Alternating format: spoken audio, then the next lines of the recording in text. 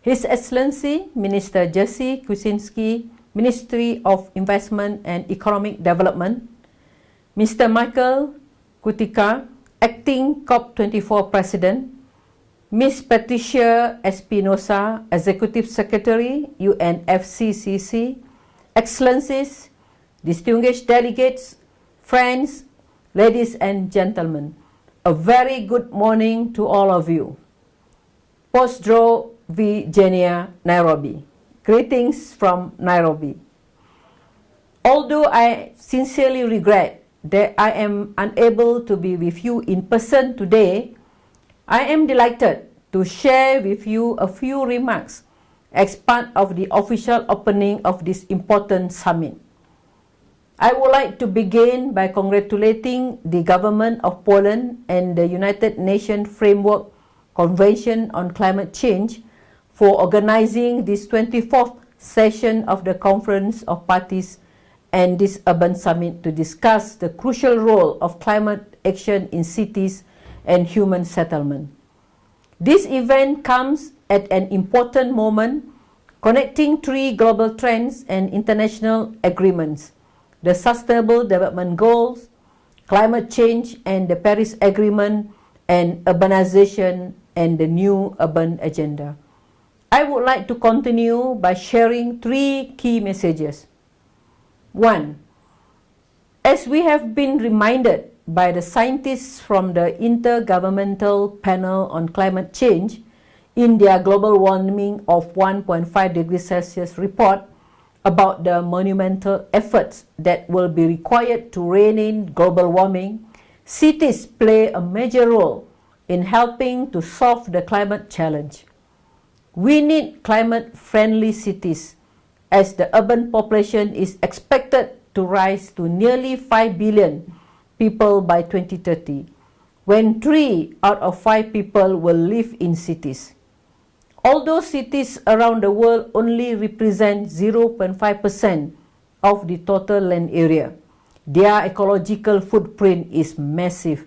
They consume the majority of resources and emit a significant portion of carbon dioxide. To this end, countries' commitments under the Paris Agreement, the nationally determined contributions, show many entry points for city climate action. An analysis undertaken by UN Habitat shows that over 2/3 of all countries have indicated urban issues in their nationally determined contributions, and most of them on adaptation. However, surprisingly, the nationally determined contributions of some of the most urbanized countries in the world pay little attention to action in urban areas. In order to limit global warming to 1.5 to 2.0 degrees, as the Paris Agreement states, we need more ambitious action, particularly in cities.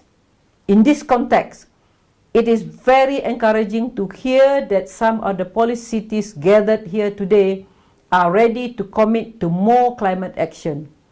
To that end, as a member of the board of the Global Covenant of Mayors for Climate and Energy, I urge mayors to consider joining this network of more than 9,000 cities already committed to climate action.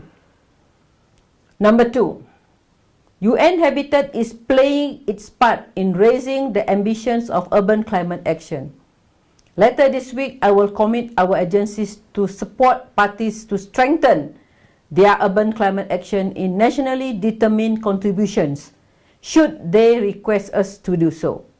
For example, has your nationally determined contributions fully captured the opportunities of low carbon and resilient city development? Is your national climate strategy providing guidance to city leaders in your country to achieve net zero emission by 2050? Or are you capturing the commitments made by cities adequately?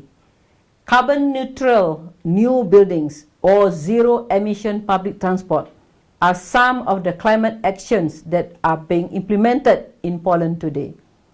Together, we can promote Polish experiences in city climate action in the European Union and beyond. most importantly to developing countries where much of the future urbanization is going to take place. Strengthening sustainable urbanization principles and urban climate action in nationally determined contributions and national adaptation plans will be a priority that we want to promote together with our Polish partners.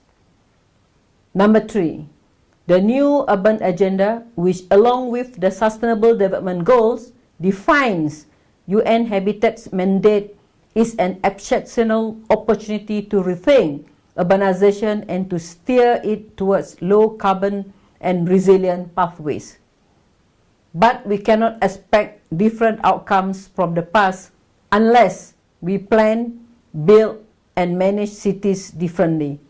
Therefore, I call for the following action.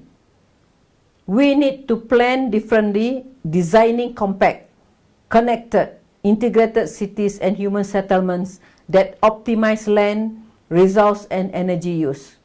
That means approaching urban design differently, looking at the city density, land use mix, connectivity and accessibility.